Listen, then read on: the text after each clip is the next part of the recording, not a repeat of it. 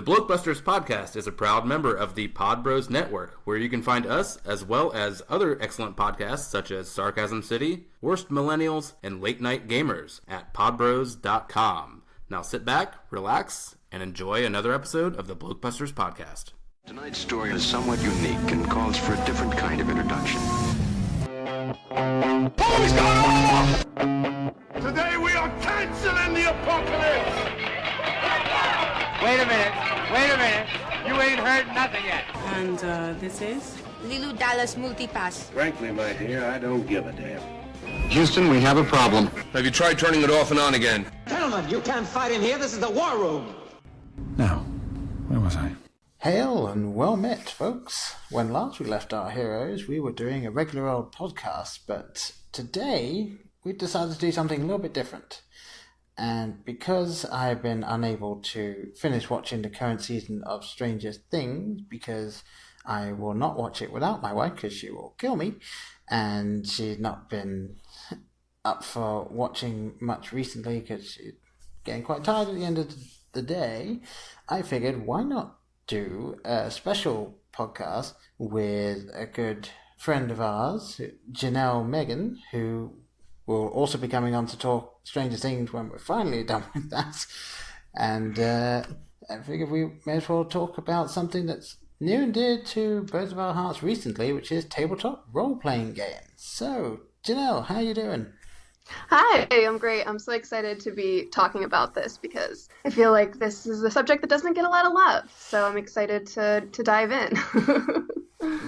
Yeah, definitely. I do believe it's becoming slightly more mainstream in no small part due to Stranger Things and also the popularity of Critical Role. And especially Critical Role, it seems as though it's been sort of latching onto a couple of different fandoms and exploding from there, because Critical Role, for those of you that don't know, is where, as Matt Mercer puts it, a bunch of nerdy-ass voice actors get together and play Dungeons and Dragons, and they do it very well, as far as a lot of people are concerned. So, yeah, I think that with that, and then prevalence in a lot of the mainstream stuff, and as I said, Stranger Things, it's becoming a lot more like, oh, okay, what's this? Maybe I can have a look at that. That seems interesting. Whereas before, especially if you've seen things like the Dungeons and Dragons film that I believe Tom Hanks was actually a part of, where the main character is basically driven insane by people playing Dungeons and Dragons way back when. Yeah, it's come a long way. Yeah, I'm ready for that remake, though. That sounds like a good one. It could be interesting, yes. I'm not sure I want it to be remade, though, unless they kind of do it tongue-in-cheek style. But yeah, it'll be interesting. Alright, so, doing a very brief sort of introduction to the general theme of tabletop role-playing games. There are many different types. The most well-known is, of course, Dungeons and Dragons, which has gone through several iterations and has come out relatively recently with the newest version, which I believe is 5e, I think is the latest one. And then you've got Pathfinder, which is Imagine D&D, but with more rules. And they've just come out with Pathfinder 2. And that is based on a couple of people I know who have played it. It is more fun than Pathfinder. It just takes some getting used to. So that will be interesting. And then there's games like Savage Worlds and Fate and Powered by the Apocalypse. And they are definitely more rules light.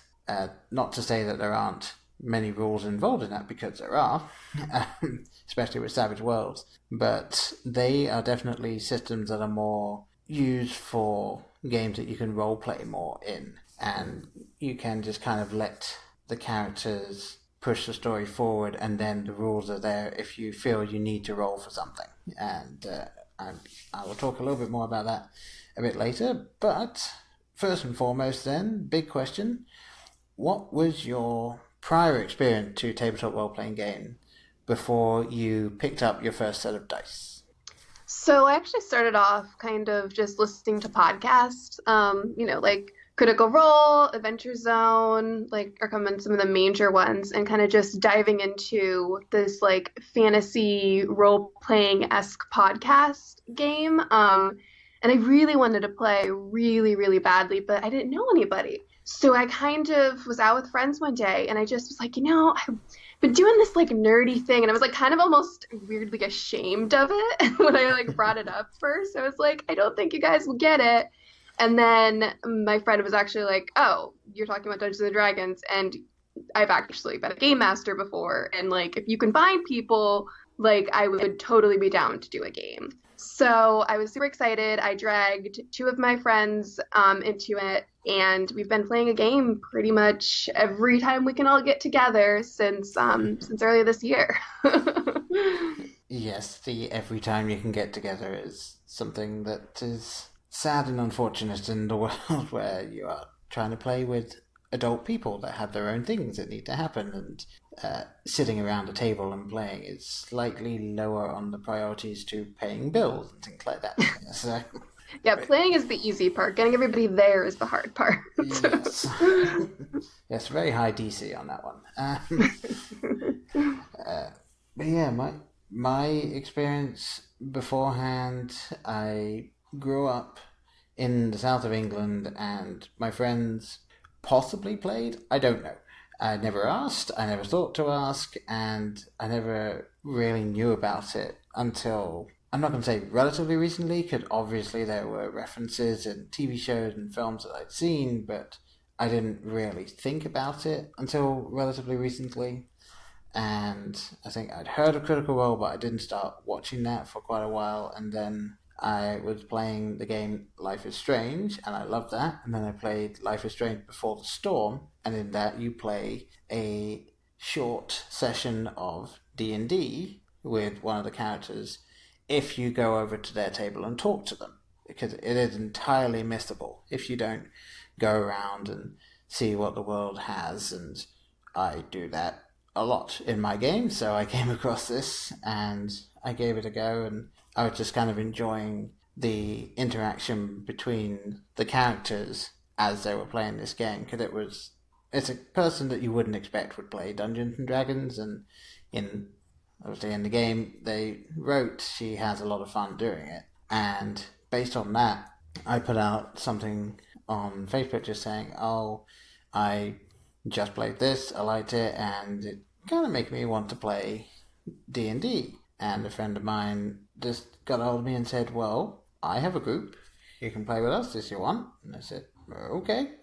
And then about 3 months later, once I convinced my wife that it wasn't a terrible idea, I got a set of dice and I went and played. And I played in that group for a few months, and we actually played Pathfinder, because that was the system they were using. And sadly, that group is not together anymore in that particular sense for various reasons, but that kind of hooked me in, and I am now running my own game in the Savage Worlds engine. So, yeah, I think you could say I'm invested at this point. So what systems have you either played in or had you heard of since starting the tabletop role-playing? So I've really only played Dungeons and Dragons 5e and then also a little Pathfinder. But I've been really researching a lot of these new tabletop games, and a lot of I'm really fascinated by kind of fantasy meets real world. So a lot of the games, I know Vampire the Masquerade is one of them that I would love to play, because it's kind of real world meets fantasy, and I really, really kind of gravitate toward that. I can't think of any at the top of my head, but generally that's kind of the theme for if I would ever to maybe DM my own game or start my own game, it would definitely be something along those lines of fantasy meets real world. And I know there's a lot of that out there because it's all about the story at the end of the day. Yeah, very much so. And as I was saying earlier, I was looking into some of the other systems, definitely the more rules-like systems, and I think Fate and Powered by the Apocalypse and Savage World to an extent, but there's definitely more to that, are the type of systems that you want to look at for that, because they are very, very much, okay, you kind of run the game like a film or like a TV show or like a comic book, and then you use roles, but let's see, I believe it's Fate. There are 6 things that you roll for, and everything else is just the story and the character interactions drive the plot. So it's more just, you describe the characters turning up at this place and they figure out what they want to do, and then they can choose to interact in one of 6 different ways, and based on that the story progresses and things like that. So it's really cool the way that those systems are set out. And I think Powered by the Apocalypse has 2 games that I know you might be interested in. One, I believe I sent you a link to a little while ago, called Masks, and that is you play as the 4th generation in a world where superheroes are becoming more prevalent, and there are the original superheroes, then the next generation of superheroes, which was the Silver Age, then there's the Bronze Age of superheroes, and then there's you. And it's like you're trying to come to terms with, okay, you have these powers, but you're also a teenager. So you're trying to deal with, how do you use these powers and be a superhero, but at the same time, you don't want to lose your humanity and you want to just kind of be a kid. So that one's kind of fun. I really like that. And then there's City of Mist, which is slightly more towards a fantasy, because it's more of a noir type setting, and it's kind of, imagine pretty much any noir type thing you can think of, but what happens is there are actual sort of manifestations of different things, and these things are called mythos, and they give your character sort of abilities, but the more you use them, the less human you become, and if you use them too much, you basically become a new mythos, and your character fades away.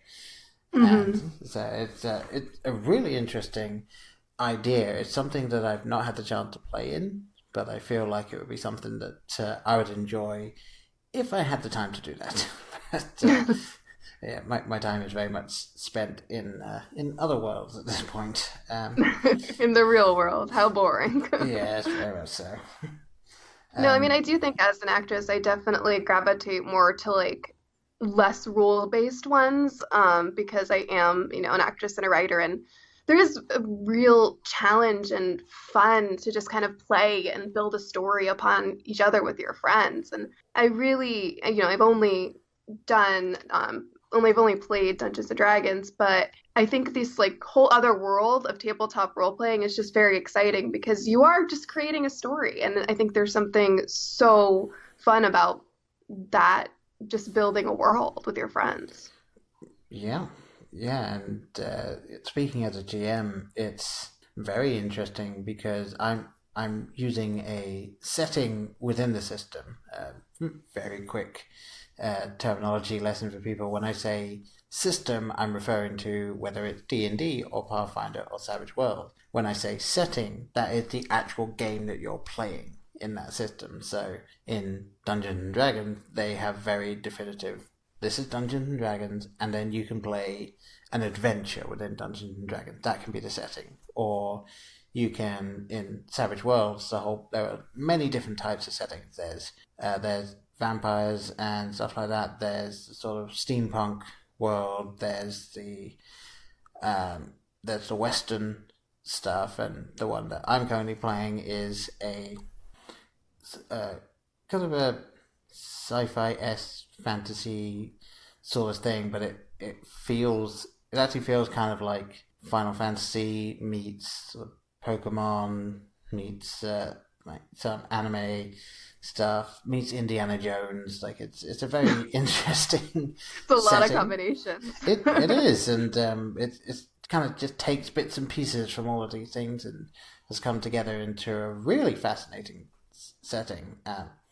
But But yeah, I feel like running it and being able to see my players sitting around and interacting within this world, and there's a point where you see like it's not just the players sitting there saying my character walks up and does this. They switch at certain points, and for some players the switch back and forth happens a lot.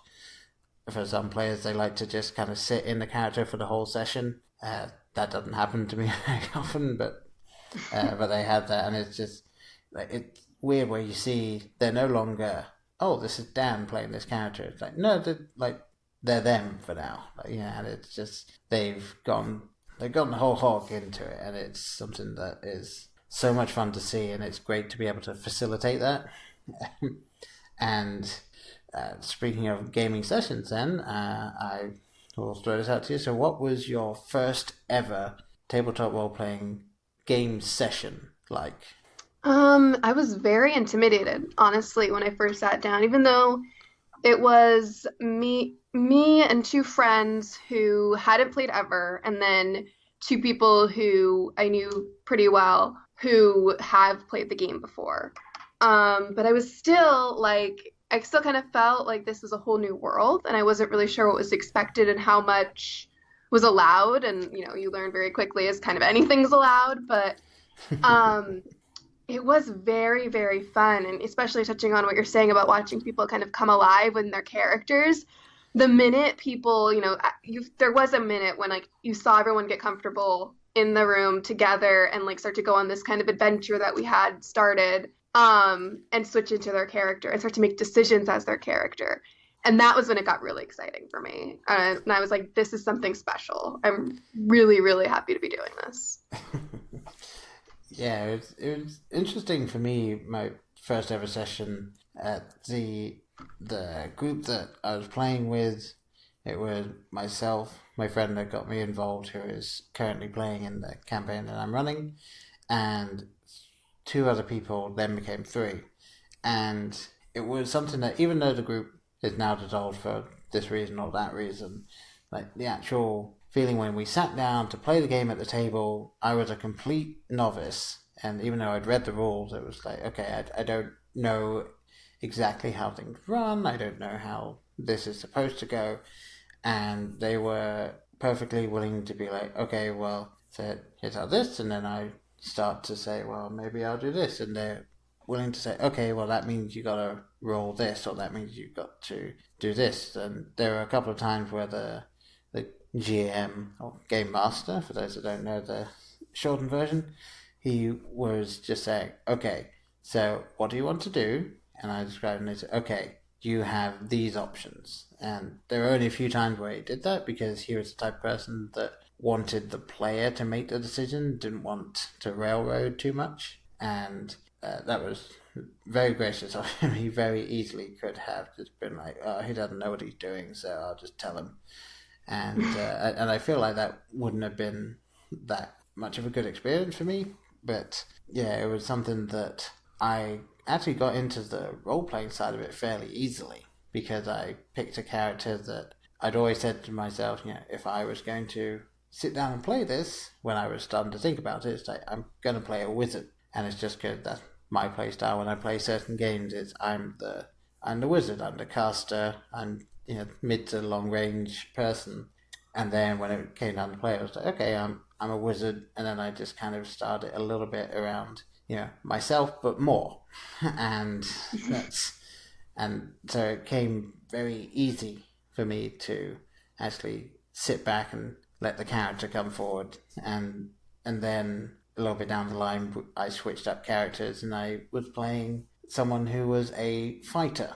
And for those of you that know a little bit about, let's say, Dungeons and Dragons, it's a mixture between a brawler, like a fighting thing, and a monk. And it was very fun to play, because I played him with very low intelligence, and that is something that I found fun to do, because it's like, well, I know for a fact that walking over there by myself and touching that thing is a terrible idea. But my character had no clue. So it was like, off he goes, and he's in trouble again. But yeah, it's something that I feel a lot of people might be a little nervous about starting, about actually going somewhere and sitting down, or even doing it online through Roll20 or Discord or things like that. But I feel like if anyone is even considering playing, just like give it one or two shots, talk to some people, or go online to forums and just say, hey, I'm thinking about this, what do you suggest? And I'm sure you'll be able to find some people that will just be like, do you have 3 hours on a Saturday? Like, hell, we'll play. Because I think... Yeah. I'm pretty sure more people play than they let on, because I was so surprised now that I'm playing. I have so many people coming out of the woodwork telling me that, oh yeah, I've been playing for years. Like I feel like it's something that's not really talked about. So yeah, reach out to, social media, anybody on your circle, and I'm sure you will find at least one person who plays or used to play and wants to again. Like I guarantee it.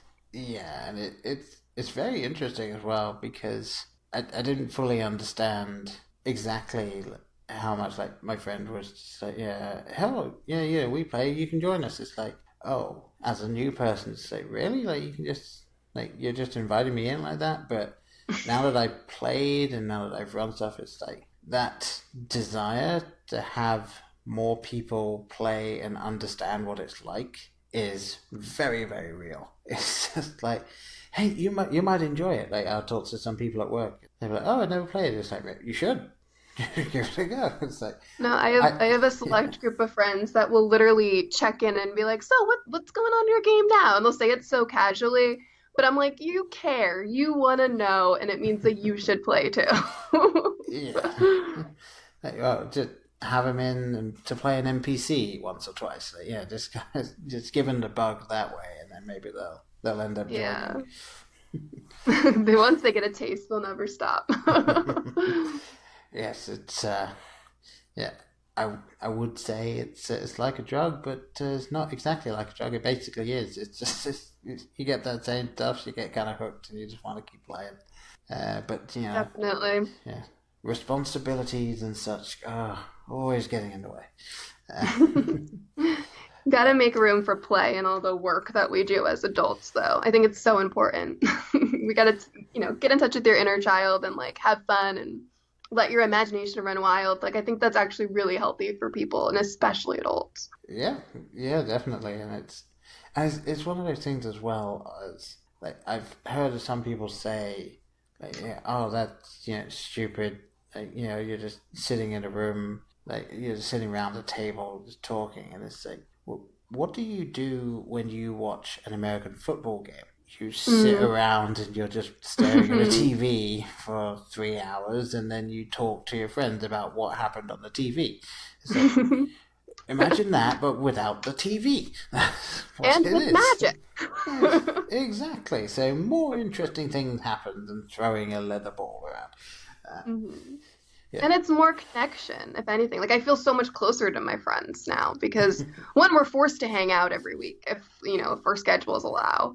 And then, so I see them a lot more often. And then I also, we're bonding. It's an emotional game sometime. And it's like, it does get into some deep topics without expecting it. And there are some things that'll come up and you get closer to people. Yeah, definitely. And I was going to say I'll kind of switch around the order that I had here. Like, when it comes down to what you end up including, like, as a GM, like, it's very interesting to read the table because you get some players that are like, I'm just here to do this. That's all I really care about, and that's fine. Like, it's, you have a group that is like, this person just wants to do this, and everyone else is like, sure. Like, you can have a good game.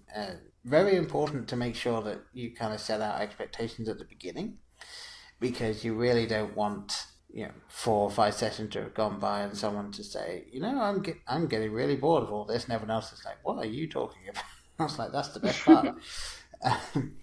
But yeah, it's very interesting to see where the sessions can go sometimes, to draw from one of mine. So there was a point where I'm running a campaign within this setting called Crystal Heart, and anyone that is the least bit interested in anything I have to say about this, like, do go check it out. It's a really fun system. It looks beautiful because the artwork is gorgeous, and it is relatively cheap and within the Savage Worlds system, so if you play that at all, do check it out. But yes, we were playing the campaign in that, and the group had gone together to this town and were trying to see what I can say without giving too much away. They were trying to gain access to a sacred area, and the chief had decided, oh no, you definitely can't go in there. And what then followed was a 7-minute long discussion between two of the players as to exactly what they could do to make it so that they would get in there. And this was happening at a time where they had the person who was in charge of the village trying to usher them out, and several guards were making their way towards them to try and help the chief. And the characters they were playing as are under strict instructions to listen to any authority figures and to follow their instructions unless they can prove that a crystal is at play, in which case their authority takes over. So I was listening to this conversation play out, and if it had continued the way that it looked like it was going to, they were going to effectively derail the entire adventure about half an hour in and make me have to come up with an entirely new system on the fly to finish out that session, because they're supposed to go away, this happens, they come back. Like, that's how the adventure is set out. If that conversation had lasted a couple minutes more and they decided to actively attack, all of that would not have happened, and I would have had to have had them fight the warriors that were backing the guy up, and then figure out how to get them out and then how to get them back, because they had to get the crystal at the end of it. So yeah, it can get very interesting reading the table and reading where some people are willing to go. Like, they were willing to use a power that would have taken away the agency of the chief and force him to do something. And if alignments were in play in Savage Worlds, you could say that was very much chaotic, neutral, shifting towards evil. Because that was a very interesting conversation, and it's like, I had no idea when I started describing everything and letting the thing play out. Like, I had no idea that this could even be the case, and it is something that every single GM needs to know from the start, which is, if you plan anything to go a way you want it to, your players will find a way to completely undermine it. And you need to basically accept that will happen and try and just think of a couple things that you can do to rework things. 'Cause, it will happen. There is absolutely no amount of planning you can do that will survive a session with your players.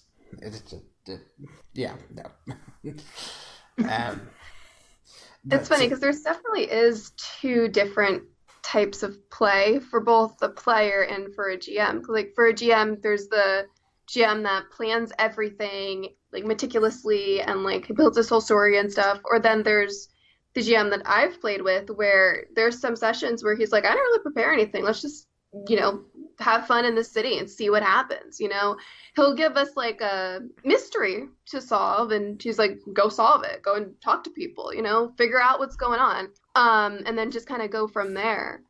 And then there's also the huge world building, plot driven, deep storyline GM too. And then there's also the players who are more into combat and more into role playing. So the game could really kind of take its shape wherever you want it to go, and every GM and every player is definitely different on how they approach things. Yeah, very much so. I have, in my short amount of time playing, I have run under 3 different GMs. All of them had a very different style, and then I kind of had to develop my style very quickly because I wanted to play this game, but I was like, in order to do that, I would need to find someone else that would be as interested in this setting as me, get involved in this setting, learn it, and then run it for me and some other people. And I was like, why don't I just run it? The only way this is going to work is if I run it, and then eventually maybe I can play and someone else can take over. So I was like, hey, do you guys want to do this? I got enough people to say yes to that, which was a big surprise to me. And they were like, okay, let's play on this day. And I was like, great. I have 3 weeks to figure out what I'm going to do. Because I'd never done it before. I was fairly new to tabletop role-playing games. But I was like, you know what? I'm just going to try this. And I read up on the adventure that was... it's called a starter set. It's just a one-shot that you can play. And this was to be like, this is the setting, what do you think? And I read up on that. I tried to think of a few ways things could go. I tried to come up with my own little spin on some of the thing. And we sat down and I just started playing. And I realized very quickly that I'm the type of DM that I like it when I have beats to hit. But I'm more than willing to just run with stuff. But I do think... I'm the type of GM that I'm perfectly willing to let you get, to use the D&D thing, I'm perfectly willing to let you get the critical hit on something that is absolutely meaningless, and I will happily play it up and tell you how well you did at it, and then the final beat is like, but that doesn't matter. So like you got a natural 20 on attempting to break down a door. And so, like, you know, you smash through the door, it bursts into smithereens, and on the other side of the door is a cupboard with nothing in it.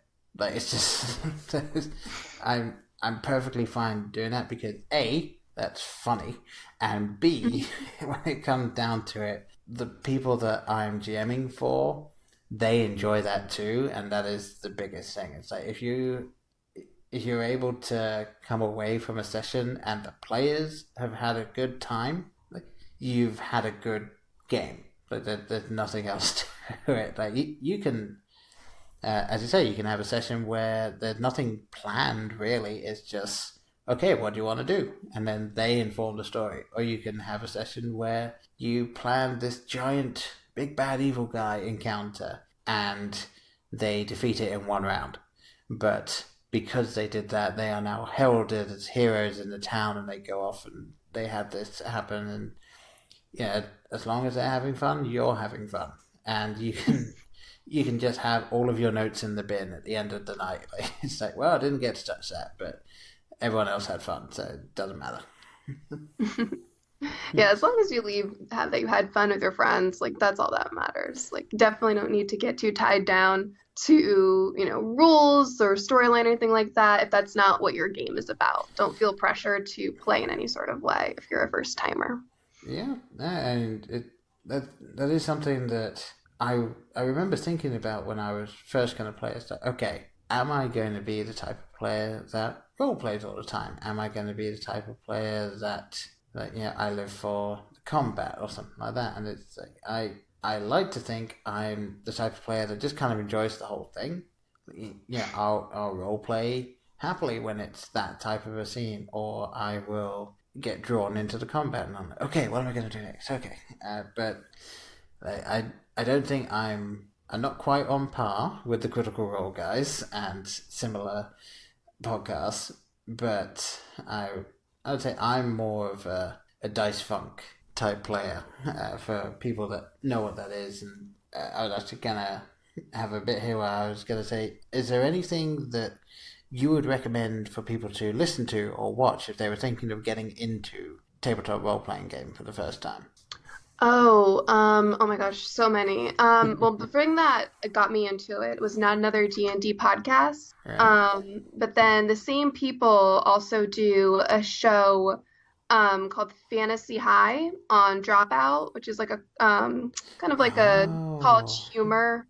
Have you heard of it? I have, yes. I've actually watched the Blood Keep Chronicles thing that they did with where Matt Mercer was a guest and Yes. they're playing the evil guys. So that one was fun. Yes, they have 3 seasons. Their most recent is actually the Unsleeping City, which is set in New York City with magic. Which for those of you who don't know, I live in New York City, so I love it because I do think there's something magical about New York. But yeah, I think the Dropout series, Dimension 20, Fantasy High, Escape from Bloodkeep with Matt Mercer, and Unsleeping City by far are the most fun examples of what D&D can be, and a lot of flexible storytelling and really deep characters and emotional moments, and kind of like all across the board, hilarious, heartwarming, and everything that you can kind of want and what you want the game to kind of represent. For me, at least. Right. Yeah, when it came down to getting into playing, I remember I was looking around and trying to say, okay, what am I gonna listen to or watch, and trying to like, what would be a good thing for me to be able to take things away from and be like, oh, okay, this might be my type of style. And I came to realize that there are so many actual play podcasts out there that I could listen to, and did listen to at least 1 or 2 episodes of, but there was nothing that was really jumping out at me as like, yeah, oh, this is a good guide or anything like that. I'm currently listening to the Dice Funk podcast, which is kind of very out there, but I feel like I would fit right in with the people playing. And then also Fate and the Fable Maiden, which is a all-female, family-friendly, actual play Dungeons and Dragons podcast, which has been kind of fun. They spent, I think, 30 minutes of a 40-minute episode fighting a monster where one of them just ran away and then turned around and came back. And that took 4 turns. And I don't know why. I still don't know why that happened. But it did. So yeah. But yeah, things like that happen all the time and it's fun. But in terms of just like short little things that I actually found kind of fun to listen to and just got me thinking. There's a YouTuber called Puffin Forest who he tells stories from his games, and he does these little relatively crude animations, I'll say. Like, yeah, not bad or anything, and it definitely fits the style of story playing that he'll talk about, but it just, some of them are 6-minute long, and it's just stories from his sessions, and some of them are 15-minute long, and even more stories. And then he's also got longer ones if you're interested in some of the other things that he has to talk about. But yeah, he was something that when I found him and I started watching it, I was like, oh, okay, these are just like fun little stories that got me really interested and got me thinking. And then of course, Critical Role, really instrumental in kind of shaping my view on role playing within the tabletop role playing world. And then also when I started to look into becoming a GM, Matt Mercer had a few videos on tips for GMing, and then there's a guy called Matthew Coville who has a series called Running the Game that he does on top of all of these other things that he does. He's got a fairly large YouTube channel with so much stuff on there.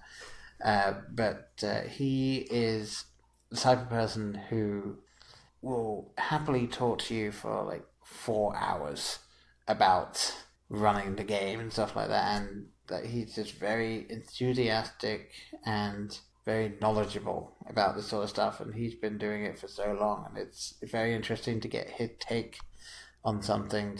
And he actually did put out a video recently about role-playing and people role-playing at the table, and how he classifies role-playing. If someone just sits there and just does a voice, like, that's role-playing, but it's kind of the laziest form of role-playing, because it's just like, hey, look at me, I'm just a voice, aren't I funny?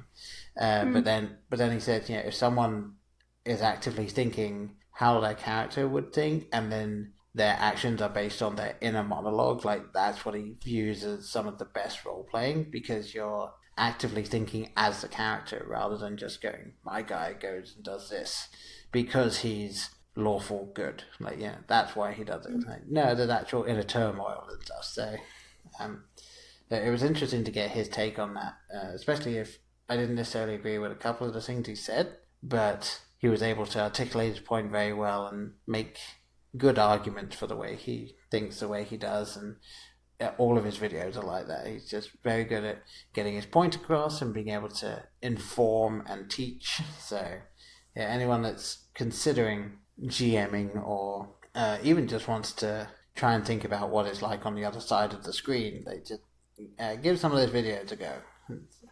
Just find a topic that you think might be interesting and have a listen. But that's kind of my recommendations if anyone's thinking of looking into that sort of stuff. And the final thing I figure we may as well leave with is, do you have any favorite moments or stories from your sessions that you want to share?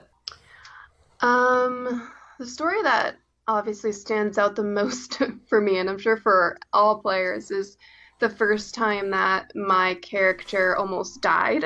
Yep, a very big thing there.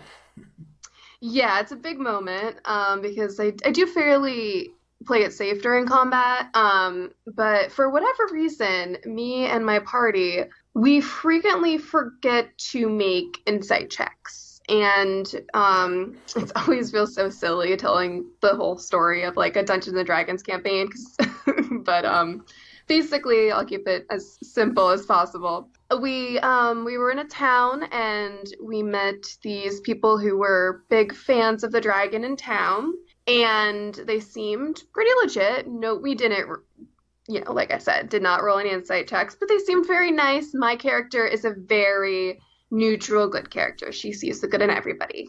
So she saw the good in these people. They wanted to introduce us to the dragon. They wanted us to like say hi to the dragon.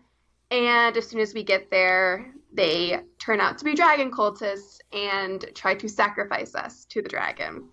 So my entire party rolls saving throws, which is basically, you roll the dice, and if you get a high enough number on the dice, then you're safe from the dragon's flame.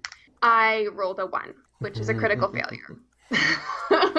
So this is one case where kindness did not pay off, and my character, she pretty much almost died, and it was a little scary because I did not know it was going to happen. And then one of our other characters, and we had just kind of started off adventuring together, so we didn't really trust each other. So I was not expecting this. Actually, had a really amazing character moment where he came back for me after everyone had run out and left. And one of the characters came back and carried me out, and then, revived me. But it was a really impactful, intense moment because it literally went from, we're just having fun. We're just like, going to try to talk to this dragon, blah, blah, blah. And then things got real so quickly. Yep, yeah, that can happen. Mm-hmm, exactly. Now you just, lesson learned, always roll insight checks. That's my advice. Yeah. I've been trying to think of some of my favorite moments from both playing and GMing, and I think playing, my favorite moment with any of my characters was I was playing the brawler guy who was not very intelligent, and he had absolutely terrible will saves, which anyone that plays Dungeons and Dragons or Pathfinder, you have 3 main saves that you can do, and one of them is will, and that'll be things like if there's a fear effect or anything like that, you roll the will save. And so if you have a character that is properly decked out, properly set up, maybe you'll roll the dice and then add a 7 or add a 9 to the roll. My guy, who was level 8 at the time, possibly even level 9, he had a +3 to his will save, and we went, long story short, into the depths of hell and came across some demons that had a fear effect around them, and my character could go invisible, and the invisibility would drop if he wanted it to or if he attacked. So he goes up to attack these monsters, but there's a fear effect around them of 10 feet. He is a melee fighter, So he had no long-range attack, so he had to step into the fear effect, rolled the will save, did terribly, and the result was he had to turn around and run for 3 rounds, and he was still invisible. So everyone else in the group is just like, well, I guess he's taking his time to attack, whereas my guy is spending his entire action to dash away. And the way it worked out, that would mean that if he ran full force all the way, turned around, ran full force all the way back, that was 6 rounds where he was doing nothing but running. And on top of that, he would then re-enter the fear effect and had to roll again and probably fail again. So what happened was the GM kind of paused for a bit because it was sort of snack break time, and he took me to one side and said, okay, because of where you are in the story, what's going to happen is some angels are going to bring you back to the battlefield. And I said, great, can the angel throw me at the monster that made me run away? And he said, okay.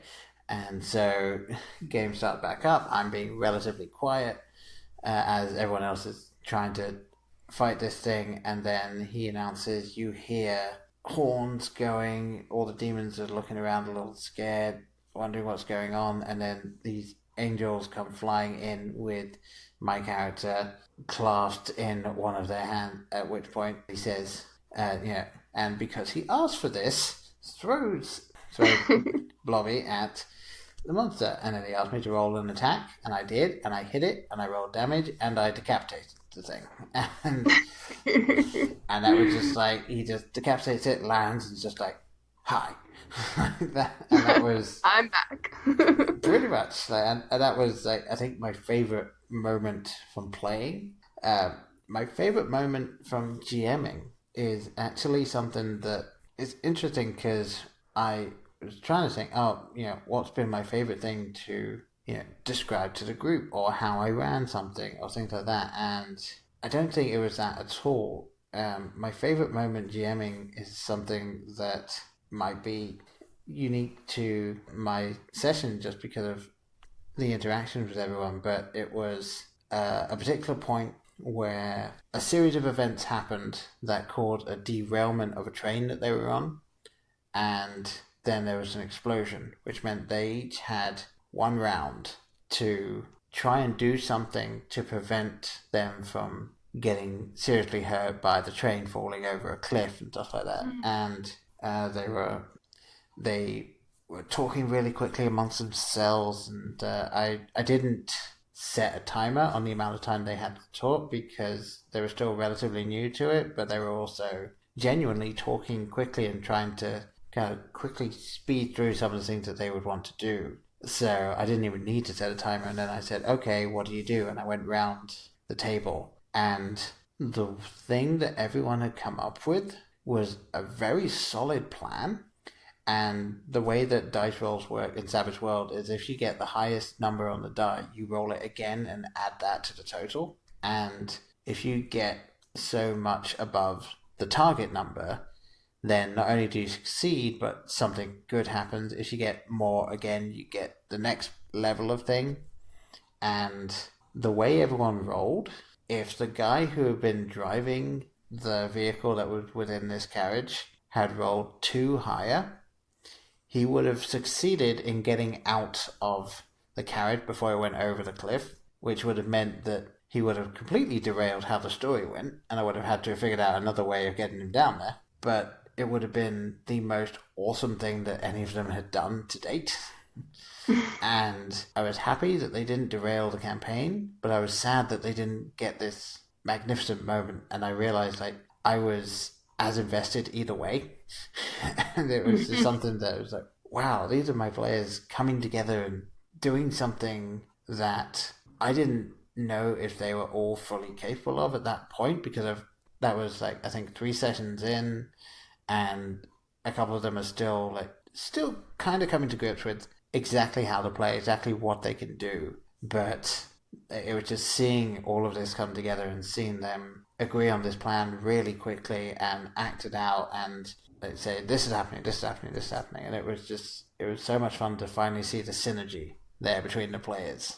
And yeah, I think that was my favourite moment so far of GMing. But I think it's going to get more interesting now because we've actually added another player who has played D&D for quite a while, and she's played one session, and she definitely fits right in with the mayhem that the party can cause. So.